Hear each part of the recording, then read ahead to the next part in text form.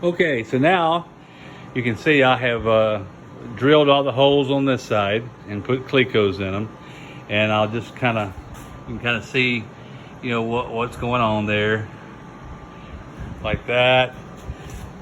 Clecoed, everything looks good. This is up against it. Now I'll show you kind of what I did on this side. So I may even try to do one with one hand, but so we came over here like the manual says. And we came up seven holes from the bottom. Okay, so 7 holes was right here. Okay, so now I'll put these in here. As I'm moving up, then what I'm doing is, this is the last one I just put in. So what I do is I take, usually use both hands, I'll take this one and this one loose, and I'll make sure I clamp this one close to there. So I'm being sure and really pushing this down right here so there's no gap. You know, there's no gap in between these holes at all. And then when it's nice, it's hard to with using my phone, but I'll take my finger and I'll push down again right here, making sure it's nice and tight. And as I'm holding it tight, I'll put that clamp on that side of the hole. Then I take my drill, my 30 bit, drill it through. You're going through the 2 shims and the firewall tab, maybe.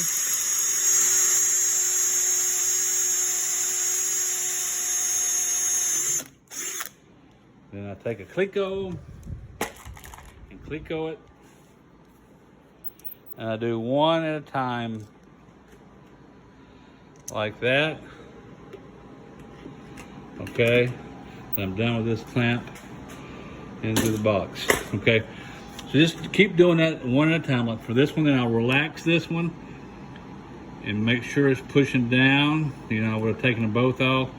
So I'll make sure it's flat right across here next to this hole. I want to make sure it's nice and flat from here to here.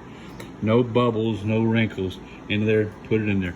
Go all the way up to the top until you get to the top. And then you come back and just do the bottom ones back around to the bottom. Okay, let's see here. You can see what I was talking about before. This is kind of where the difference comes in. You got this little angle right here. This is the angle of the boot cowl. So it's flush perfectly over here where it was met the tunnel in here. So everything was nice and flush. It was flush perfectly straight here. And that's because you can push this back all you need and let the wrinkles stay right there, which you'll never see on the outside, okay? And you'll see in the manual, there's one little part you need to cut, that top part. And what happens is, you know, we've got an overlap here of the 2 panels. We've got this panel overlapping this panel, so that makes this a little thicker here than it is everywhere else. So go back in there on your small shim. I just came back over here and marked it back over here to the first tab, which is the tab of the firewall. And then you can, I don't know if you can see it or not, but I just got some shears, 10 snips, and I snipped right there. I snipped it from there, which is the end of that tab up there on the firewall, see, over to where the overlap was. I snipped the whole end of that one off to there. And what that does then is that takes that extra thickness off because you're double here. So when you put this down, see, you'll match up pretty much with everywhere else. If you don't cut that little piece off, then you'll end up being too thick here, and that part will stick up and it'll be a little hump when your cowl comes up here. All right, so the next thing I'm gonna do here, I think I'll probably just wrap this up, is I'll come back and I'll take each, because I only have one rivet squeezer to use. I'll just go ahead and take one of these off.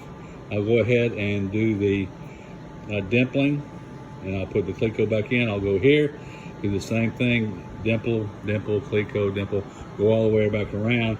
And then once I got them all dimpled, I'll change my dies out on my squeeze riveter, and I'll come back and go ahead and squeeze the rivets like I talked about earlier, being sure that I've got the rivet heads here flush, because again, this is going to be visible on the outside of your airplane. Also, I do the same thing with clamps when I'm putting the rivets in. Even though we did it with this, if I start doing the rivets, say at the same place, say around hole number 7, then as I come to I'll pull this Cleco out. It's already dimpled. I'll put a rivet in here. When I go to this one, I'll pull the Cleco out, I'll push it nice and flat, and I'll put another clamp on it, okay? And I'll clamp it to make sure this is staying flat on both sides, and I'll put that rivet there, and I'll rivet it so I know it's perfectly flat. I'll do the same thing for the next one, then move it, push it flat, put a clamp, rivet.